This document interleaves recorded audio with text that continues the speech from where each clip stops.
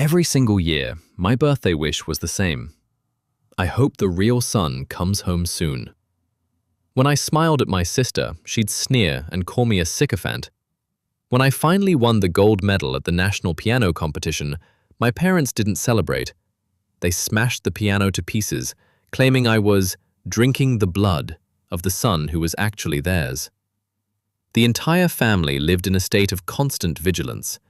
They were terrified of being too kind to me, afraid they'd whet my appetite for a life that wasn't mine. They didn't want me to grow bold enough to challenge the real boy for his place in their hearts once he returned. So, when the true heir finally came back, I wasn't jealous. I was ecstatic. That joy lasted until the first mock exam. The real son failed, sobbing that no matter how hard he tried, he could never measure up to me. He made a grand spectacle of a suicide attempt, nicking his wrist just enough to bleed. To repay me for stealing his life, my parents reported me for cheating during the SATs, weaving a web of lies that landed me in a juvenile detention center and eventually prison. They called it the price for living in a nest that didn't belong to me. But the joke was on me. It turns out I am their biological son. They had kept it a secret because they were afraid that if their lost, adopted son ever returned, seeing a replacement child would break his heart. Now that the eldest has finally accepted me, they've come to fetch me for a happy family reunion. I look down at the jagged, centipede-like scars crawling up my arms and lower my eyes. The prison doctor said my psychological damage is too severe, that perhaps only the warmth of my real family could save me now. But it was all a lie, every bit of it, and I think it's finally time for me to go. 1. The day I was released, the sky was a bruised grey, and a brutal wind whipped through the city, biting deep into the marrow of my bones. The guard handed me a tattered old coat. "Nate, you're free. From today on, don't be stupid. Don't come back here." His eyes flickered to my tightly clenched sleeves, and his voice softened. "And tell your family to take you to see someone, a professional." My eyes remained vacant. I nodded, pulling my sleeves down further. Right. My penance was served. I could go find my real family now. I hadn't walked 10 paces before a black Rolls-Royce, hazard lights blinking, pulled to the curb. The window slid down, revealing a face as familiar as it was beautiful. Becca, the real son's older sister. Her gaze was exactly as I remembered, cold, devoid of even a flicker of warmth. "Nate, get in the car. We're going home." I didn't look at her. I walked straight toward the bus stop. Just as I was about to step onto the bus, a violent force yanked me backward. My spine slammed against the cold metal frame of the car. Becca towered over me, her eyes filled with that practiced, familiar disdain. "What is this? Are you trying to pull the same stunt Jordan did? Trying to make us feel guilty?" she scoffed. 2 years in a cell, and this is the only trick you've learned." Since I went inside, my brain had felt like it was rusting. It turned slowly, laboriously. I stared at her blankly, taking a long time to process her words. Finally, I shook my head. I pulled a crumpled, softened scrap of paper from my pocket, something I had smoothed out 1,000 times in the dark, and held it out to her. "No," I said, my voice sounding like dry leaves. "Jordan came to see me last time. He said he found my real parents. Look, the address is here. I'm going to my own home." She froze. Then her face went deathly pale. She snatched the paper, tore it into a dozen pieces, and threw them into the rushing traffic of the boulevard. "Stop acting crazy." She grabbed my arm, her grip bruising. "Mom and Dad are waiting. Get in the—" Before she could finish, a short, sharp scream escaped my throat. I tore myself away from her and, ignoring the screech of tires, lunged into the street. Home. I have to go home. I dropped to my knees on the freezing asphalt, frantically clawing at the scraps of white paper. The world exploded into a cacophony of blaring horns and muffled curses. "Jesus! You want to die! Get out of the road!" Becca turned white as a sheet. She lunged forward, using her body to shield me from the oncoming cars, shouting apologies to the angry drivers as she practically dragged me back to the curb. "Nate!" Her chest heaved, fear flickering in her eyes, but it was quickly replaced by that suffocating annoyance. "If you really want to die, do it somewhere I don't have to watch." Using these pathetic tactics to get attention, the Beaumonts really wasted their years raising you. Her shouting left me dazed. My sluggish mind churned for a moment before I looked up at her, my expression one of genuine, quiet confusion. "So, when Jordan cut his wrists," I asked softly, "was he just doing it for attention too?" That doesn't seem right. Becca's entire body went rigid. Her voice died in her throat. For the first time in my life, she looked away, unable to meet my eyes. See, even she knew it. Jordan. Since the day I could remember, that name was a curse etched into my skin. I was the fake. I was the parasite. I was the usurper. That was why my father fired the nanny who dared to serve me dessert first. That was why my mother smashed the piano I won the gold with. That was why Becca stood by and watched as they took the stray puppy I'd found and abandoned it in the woods. With every choice, they proved it. They would never allow the boy who grew up in their home to take even a fraction of the love meant for their lost pearl. Their hearts were tilted toward him long before he ever stepped foot back in the house. But I still didn't understand. If he had all the love, if the world was his for the taking, why? Why, just because I beat him on one stupid test, did he have to open his veins? Jordan, what were you so afraid of? 2. Becca rubbed her temples, her frustration radiating off her in waves. You know it's not the same. Jordan is different from you. Do you have any idea how much he suffered out there? He didn't even get to finish school. And you? You were brought into this family and given everything. The best tutors, the best life. You just had to be number one every single time, didn't you? You did it to hurt him, to make him feel hopeless. I didn't really hear her. I was too busy with my shaking hands, trying to piece together the sodden scraps of paper. When I finished, 3 pieces were missing. "It's gone," I whispered, my voice trembling uncontrollably. "It's gone. My home is gone." I started to lunge for the road again. Slap! The blow was sharp and stinging, ringing in my ears. Becca dragged me by the collar to the edge of a dirty, half-frozen drainage ditch filled with stagnant water. "You want to die so bad, Nate?" She let go, pointing at the dark, frigid sludge.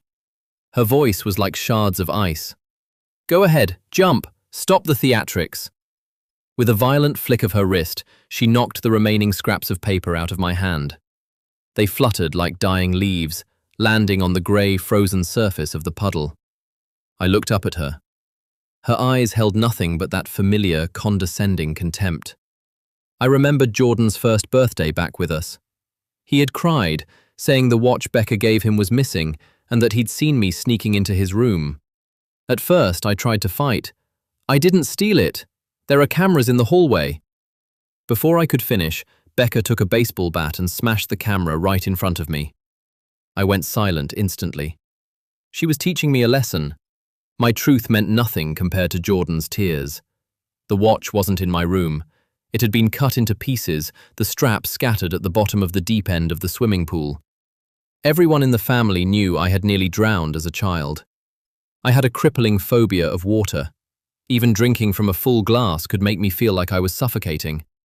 But that winter, Becca had me thrown into the icy pool. "Get it," she had said. "Every single piece." My parents watched as Jordan sobbed into their shoulders, their silence a blessing for my torment. I passed out in that water more than once, only to be revived by even colder means until my frozen, numb fingers found the last bit of the watch. Since then, my phobia was so bad that even a reflection on a wet surface could trigger a panic attack. So Becca was certain. I was terrified of water. I was terrified of death. She didn't know that in prison, when I used a sharpened piece of plastic to open my skin over and over, all I felt was relief. The prison doctor had shaken his head at the guards. He has a profound desire for self-destruction. If he has a family to love and support him, maybe there's hope. Becca looked at my empty, hollow eyes and smirked, her voice dripping with mockery. Can't do it, can you? You don't even have the courage to look at it. Think about how much pain Jordan must have been in to actually… She didn't finish the sentence. I threw myself forward, plunging headfirst into the foul, freezing water of the ditch.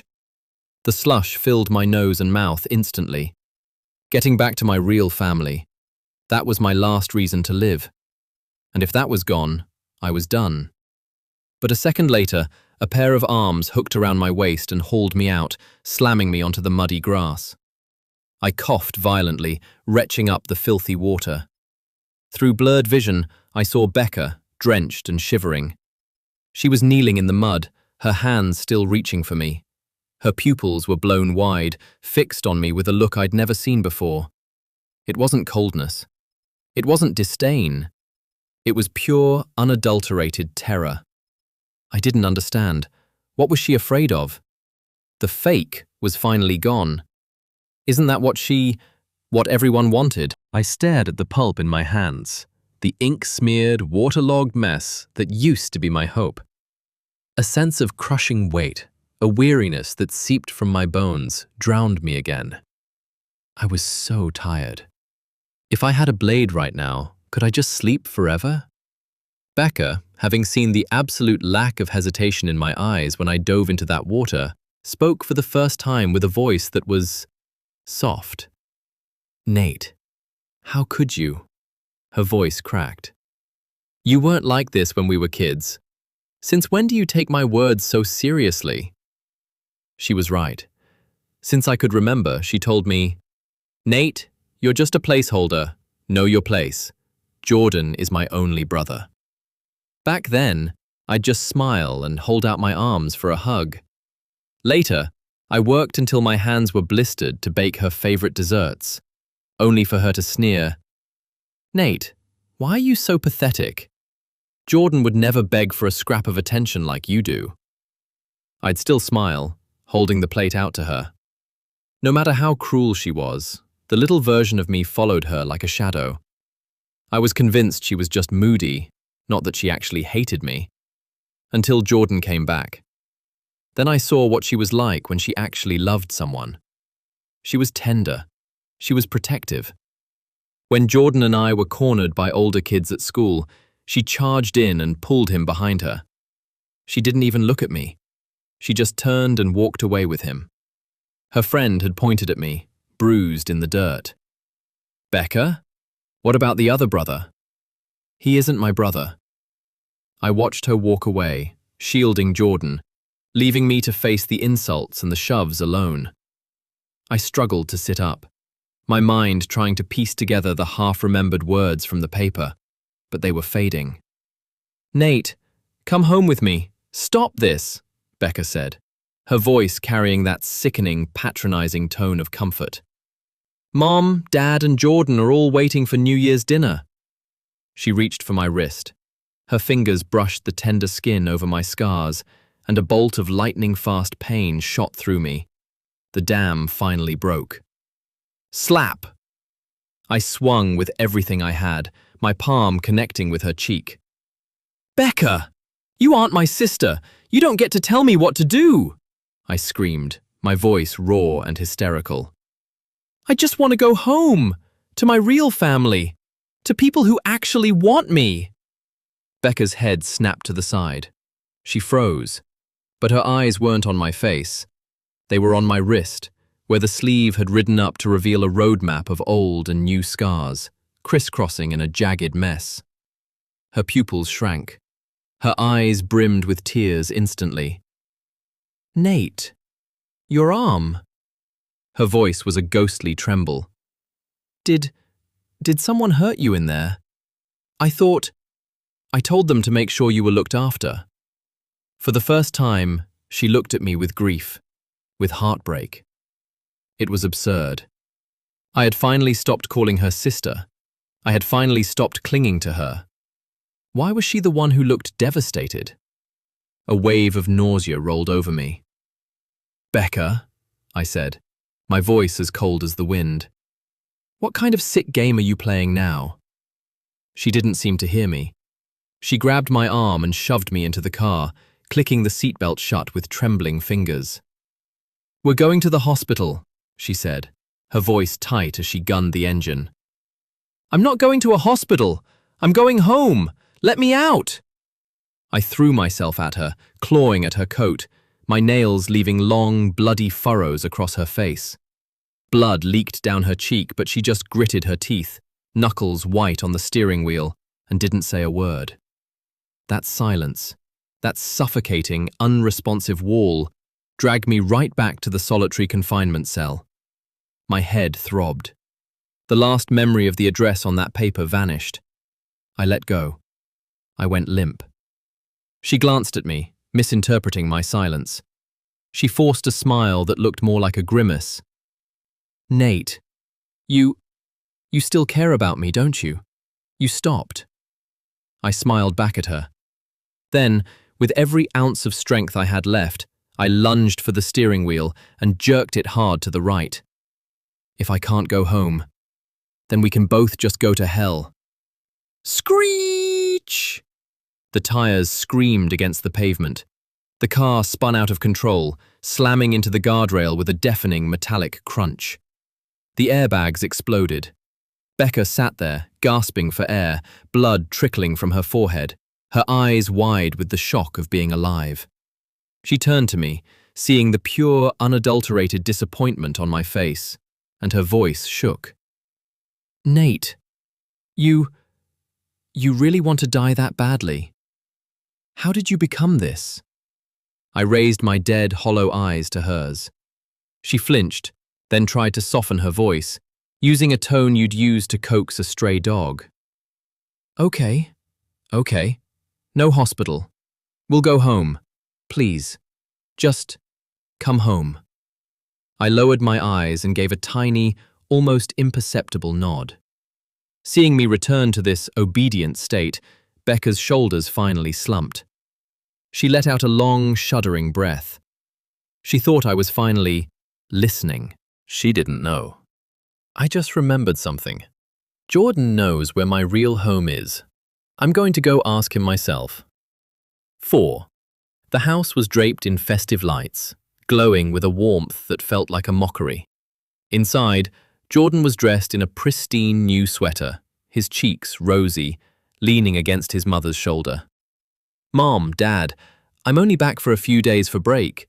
You didn't have to go to all this trouble." Mr. Beaumont sat nearby, patiently peeling shrimp for him, his eyes full of fatherly pride. "Your advisor called, Jordan. Another award? We have to celebrate. Our boy is doing so well." It was a picture of domestic bliss, a perfect family. Becca tightened her jaw and cleared her throat. "Mom, Dad, I brought Nate back." The laughter died instantly. 3 sets of eyes swung toward us, first to me, then to Becca's soaked clothes and the bloody scratches on her face. My parents' brows furrowed in unison. Jordan was the first to stand. He walked toward me, his voice laced with the practiced authority of a golden child lecturing a wayward sibling. "Nate, Becca went out in a blizzard to get you, and this is how you treat her?" He sighed, sounding disappointed. "You're college-aged now. Can't you be a little more mature? Stop making everyone worry about you." My father's face darkened. "Nate, you're getting out of hand. Your sister just recovered from a cold." My mother sneered, falling into her old rhythm.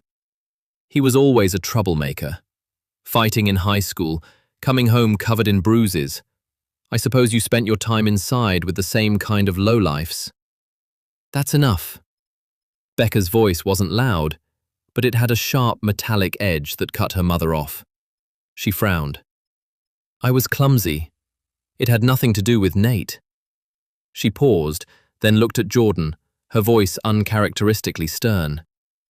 "And Jordan, Nate didn't go to college. Maybe think before you speak next time? The silence in the room was absolute. They stared at her, stunned. No one expected Becca to snap at her precious brother for the sake of the fake one. Jordan's eyes welled up instantly. His lip trembled, and his voice took on that pathetic, wounded quality. Fine. He's the brother you grew up with, I get it. I'm the outsider. I don't deserve to speak to him. Is that it? Becca's expression flickered with guilt, and she looked away. My mother, heartbroken for her darling, rushed to pull Jordan into her arms. Becca, how could you talk to your brother like that? Then she turned her venom on me.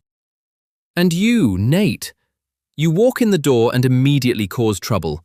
Why can't you just be grateful? I looked at this woman, this elegant, bejeweled stranger who looked at me with nothing but exhaustion and hate. The word mom died in my throat. She wasn't my mother. This was just how the world worked. Let's just eat, my father sighed, trying to diffuse the tension. Becca made us wait for you, Nate. Jordan is starving. I looked up. Did I ask him to wait? My voice was dry and flat. Becca made that choice. What does it have to do with me? Jordan gasped. Nate, have you lost your mind? How can you speak to Becca like that? She isn't my sister, I said, each word clear and cold. She's yours. In the middle of their shocked silence, I continued, and I didn't come here to eat. I turned to Jordan, locking my eyes onto his. I came for the address. Give it to me and I'll leave. I won't ruin your little family reunion. The color drained from his face. His mouth opened and closed like a fish. My father frowned. What are you talking about? This is your home. I'm talking about my real home, my biological parents. I kept my eyes on Jordan. In prison, you told me you found them. You gave me an address. I lost it. Write it down again. The air in the room turned to lead. My parents looked at Jordan, their expressions shifting to something dark and unreadable. Jordan stammered, Isn't this family good enough? Why do you have to look for... I have to. I was shaking now, my voice rising to a raw howl.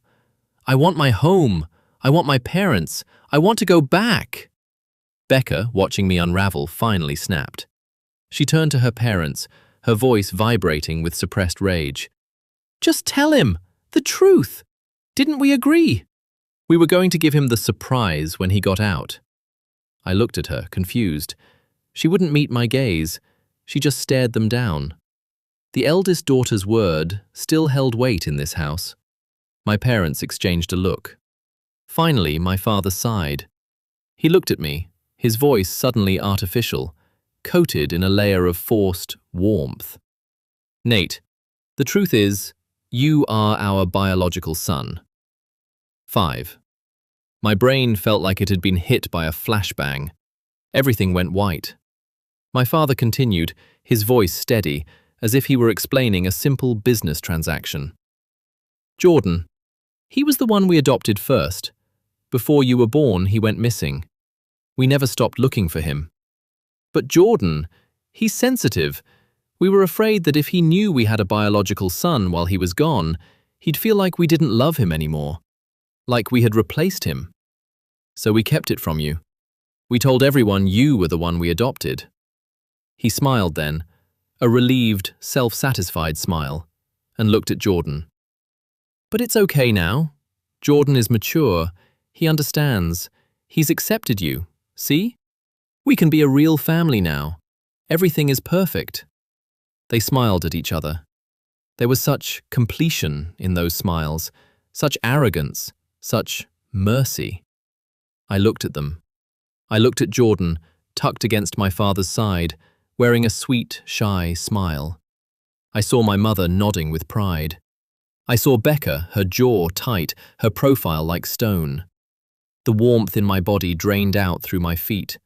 The single thread that had kept me crawling through the mud, surviving the cells, struggling through the ice. It snapped. Twang. I swayed. Becca instinctively reached out to steady me. "Look, Mom, Dad!" Jordan's voice was bright with forced cheer. "Nate is so happy he can't even stand up." My father's smile widened. "Quick, help him sit down. He's probably just overwhelmed with joy." I was guided, practically pushed, into a chair at the table. The spread was lavish, but half of it was shellfish. I have a lethal allergy. My head spun, the figures around me blurred and became monsters. So, I was the biological son. Then all the years of cold shoulders, the accusations, the violence. Whose debt was I paying? Whose sins was I atoning for? "Little brother?" Jordan asked, playing the role of the caring elder now. "You've been away so long, you probably forgot how to crack a crab.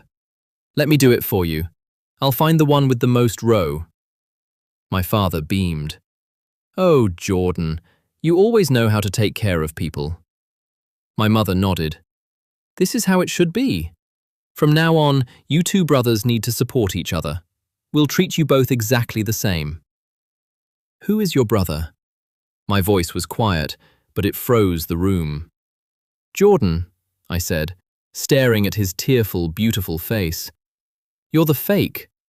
What right do you have to call me brother?" I let out a jagged, mocking laugh. "Brother? You aren't fit to say the word." 6. Jordan's hands, still holding the crab cracker, froze. The tears arrived right on cue, overflowing his eyes with cinematic grace. Yes, you're right." His voice rose to a hysterical pitch. "I'm not a Beaumont. I'm the imposter. I'll just go then. I'll leave so the real son can have his place." "Jordan, stop that!" My father lunged forward, pulling him into a protective embrace, then turned a look of pure fury on me. "Blood or no blood, Jordan is my son. That will never change." My mother slammed her hand on the table, her finger nearly poking my eye. "It's just a title. You grew up in luxury, given everything we had. What is there to fight about?" "Luxury?" I laughed. I shoved Becca's hand off my arm. "If there's nothing to fight about, then make it public. Let everyone know that Jordan is the adopted one. Give me my name back." "No!" my father shouted, clutching Jordan tighter. "Jordan suffered so much out there alone. He finally came home. You want him to face the gossip? The judgment? He couldn't handle it." "And I could?" I asked calmly. "I spent 20 years as the charity case, while he took my name and everything that came with it. Isn't that what you taught me? The fake one has to know his place." "Fine!" Jordan shrieked, as if my words were physical blows. He wrenched himself away from my father and grabbed the small, sharp knife used for the seafood. He pressed it against his own wrist. "Mom, Dad, Nate is right. I was selfish.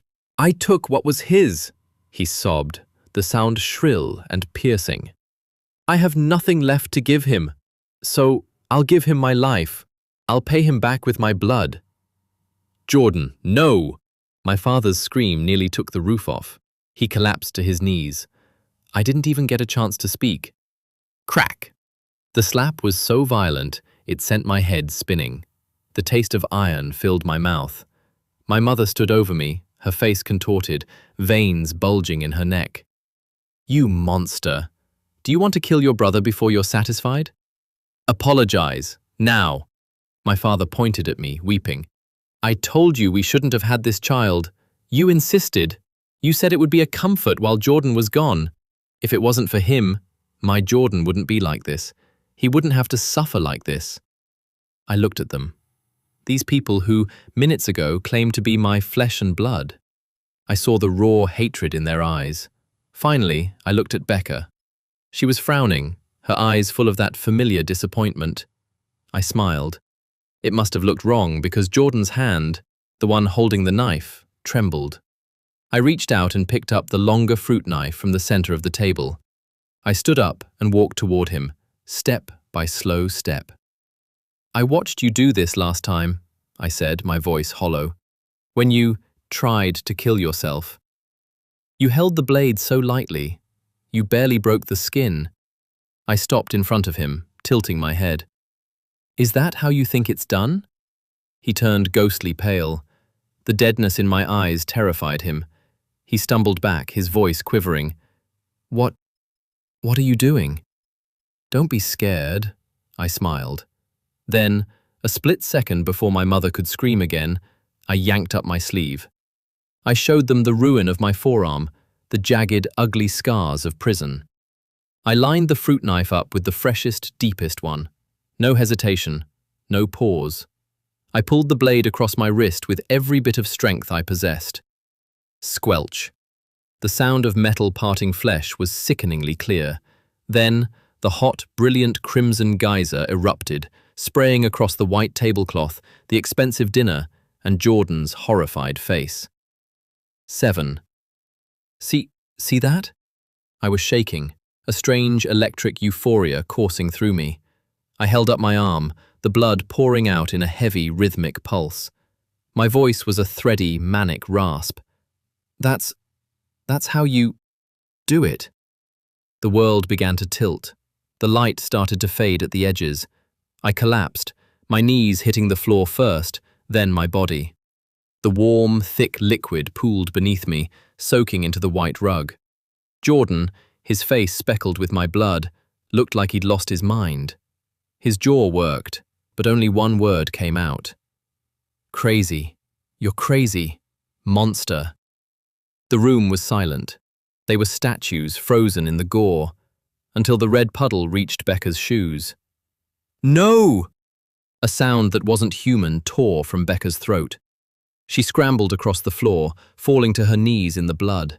She tried to cover the wound with her hands, but the blood just forced its way through her fingers, hot and unstoppable. No! No! How? Why? Nate! Nate! She was hysterical, her tears hitting my face and mixing with the red. The hospital! Now!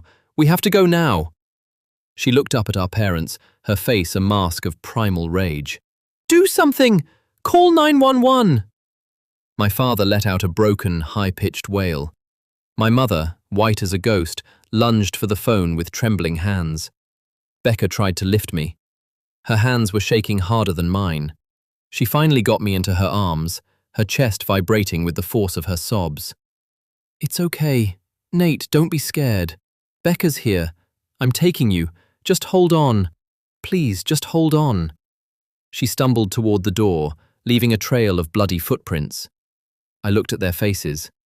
For the first time, I saw real, honest-to-God agony. Panic. Terror. I felt nothing but a profound, sickening disgust. As the cold set in and my consciousness began to drift, I felt a sense of peace. Finally, it was over. I forced my lips to move. Becca stopped. She pressed her ear to my mouth, her tears soaking into my neck. What? Nate, what is it? Tell me. I used every last drop of life I had left. I looked into her eyes full of begging, full of fear, and whispered, Go to hell. Next life, I don't want to see a single one of your faces. The words hit her like a physical blow. She went rigid, then let out a scream of pure grief as she bolted out the door, carrying me into the night. The darkness was soft. It was warm. It was perfect. I didn't owe anyone anything anymore. 8. I expected to wake up in the afterlife. Instead, I woke to the sterile sting of bleach, a white ceiling, and a heavy, weighted feeling in my arms. I was still here. Nate, you're awake! Oh, thank God! My father's face, haggard and aged, appeared above me. His eyes were bloodshot and swollen. He leaned over the bed, sobbing. How could you do that? You scared us to death. Do you want to leave us? Do you hate us that much? I looked away, staring at the thick bandages on my wrists. Why am I still alive? My voice was flat. Becca was sitting in the corner. She looked like a ghost. Her hair was a mess, her eyes shadowed, and her white shirt was still stained with the dark, dried remnants of my blood. She walked over, her voice a gravelly whisper. "Nate, don't say that. I called the facility. The doctor said you had severe depression in there, and self-harm tendencies." She knelt by the bed, trying to catch my eye. "It's a sickness, Nate. We know now. We don't blame you. We'll stay here. We'll get you the best help. Everything will be okay." My father buried his face in his hands. "Why didn't you tell us, son? If I had known—" I let out a soft, jagged laugh. "Tell you?" I looked at him. "In 2 years, did you visit me once? Just once? Now you want to play the grieving father? Isn't it a bit late?" My mother, who had been silent, looked like she had aged 10 years in a single night. Her hair was mostly gray now. "Nate, don't speak to your father that way. When I was pregnant with you, I almost died. I fought to bring you into this world. Blood is blood. You can't cut that bond." I laughed again. The sound was hideous in the quiet room. "You people are disgusting," I whispered. "Even now, you're trying to use blood to chain me." I looked at my father. "You said it yourself. You didn't have me for me. You had me to be a comfort because Jordan was gone." I looked at my bandages. "I have your blood in me," I murmured with deep self-loathing. "It makes me feel contaminated." I looked at them and gave them a sweet, curious smile, a smile that made them flinch. "You're right, though. Blood is hard to cut." I paused, as if thinking through a difficult math problem. "So, do you want me to be like the old legends?" I watched their faces turn ashen as I spoke the next words with total clarity. "Should I return my flesh to my mother and my bones to my father? Would that settle the debt?" 9. After that, they stripped the room. Every corner was padded. Every sharp object was removed. The windows were bolted shut. Jordan came in once. He threw himself on the floor, banging his forehead against the linoleum until it was purple and bruised, wailing about atonement and wanting to die in my place. Becca finally lost it.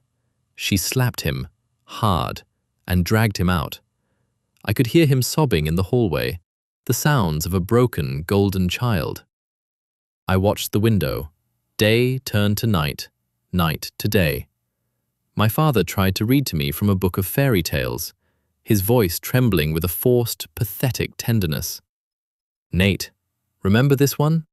You used to be so afraid of the dark." I snatched the book and shredded it, throwing the pieces at his face. "Get out!" I screamed. "You aren't my father!" He fled the room, weeping. My mother brought in a brand new Steinway piano. She looked at me with a desperate, pleading hope. "You love to play, Nate. You worked so hard for that gold medal. I bought you the best one. Do you like it?" I smiled, a real smile. They looked so relieved. I climbed out of bed, my legs shaky. They held their breath as I sat on the bench. I ran my fingers over the keys. I played a few bars of something beautiful, the notes hanging in the stale hospital air. They started to clap, their faces filled with an exaggerated, desperate joy. I smiled at them again. Then, I reached down and picked up a heavy iron mallet left behind by the workmen who had bolted the windows. Before they could even gasp, I swung. Crash! The sound of ivory splintering and wood snapping was better than any song. I hit it again and again, wood chips flying, scratching their horrified faces. I didn't stop until the gift was a pile of junk. After that, my parents stopped coming in.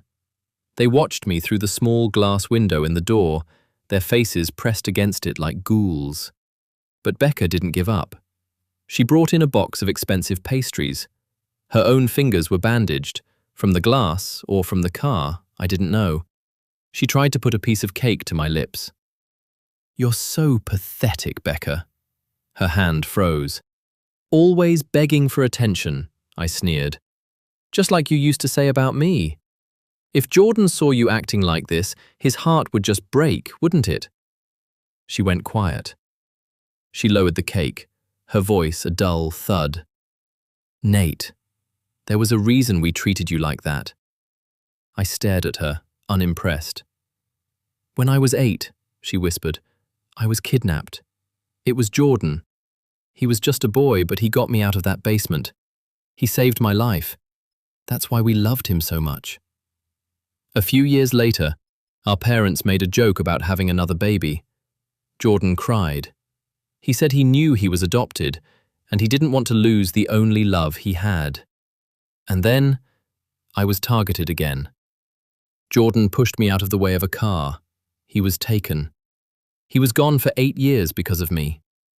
She looked at me, a tiny spark of hope in her eyes, as if explaining their trauma made mine disappear. I nodded slowly. The spark in her eyes flickered. I get it, I said. Then, before the hope could catch fire, I leaned in. Then you should have died with me. She stopped breathing.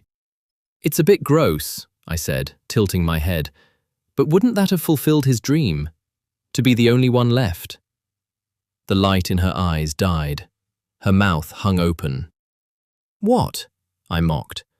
Are you disappointed that your moving story didn't fix me? I leaned closer, my voice a venomous whisper. Did I cause his suffering? Did I kidnap you? Why was I the one who had to pay the debt for 20 years? If you feel so guilty, why don't you go die? I watched her collapse internally. Can't do it? I whispered. Coward. 10. After that, the family visits stopped being about words. They just sat there, suffocating me with their presence. The doctors put me on heavy sedatives. I spent my days in a grey fog, unable to tell if I was awake or dreaming. Then, one night, the nurse didn't come. By midnight, the fog cleared. My body felt light, my mind sharp. Prison had taught me a few useful things. I pulled a wire from the curtain rod and, using the muscle memory of a darker time, picked the lock on my door. I avoided the cameras. I moved like a shadow up the stairs to the roof. The night air was cold and beautiful, but I wasn't alone. A familiar sneer drifted through the wind. Jordan was standing by the ledge, his arm in a sling, his eyes full of a cruel, triumphant light. You really are insane, aren't you, Nate? He took a step forward. Doing all this just to get their attention. But so what? Look at this. He gestured to his bandaged arm. You're the real son, and they still lied to you for 20 years just to keep me happy. I looked at him and suddenly, I understood. He was the one who had made sure the door was unlocked. He wanted me to do it. But the words didn't hurt. They felt like static. A strange, twisted excitement bubbled up in my chest. I laughed. You want to know if I'm crazy? Before he could react, I lunged. I grabbed his arm and yanked him toward the edge. The wind caught his scream. His smug smile vanished, replaced by the purest terror I had ever seen. What are you doing? Let me go! I gripped the back of his neck, my fingers digging into his hair. I pulled his face close to mine. What's wrong? Weren't you going to atone for me? Didn't you say you'd die in my place? His screams pierced the night. They arrived so fast it couldn't have been a coincidence. I glanced at the doorway and saw them.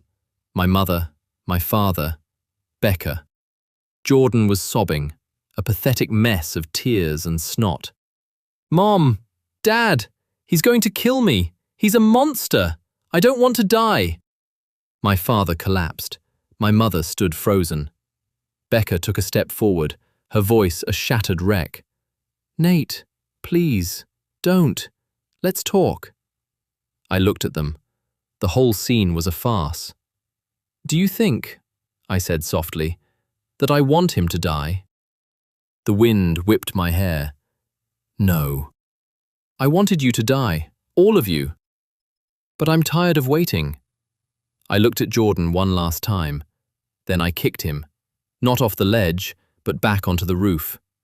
He landed in a heap, a yellow stain spreading across his expensive white trousers as he lost control of his bladder. My parents lunged for him, shielding him, weeping over their precious boy.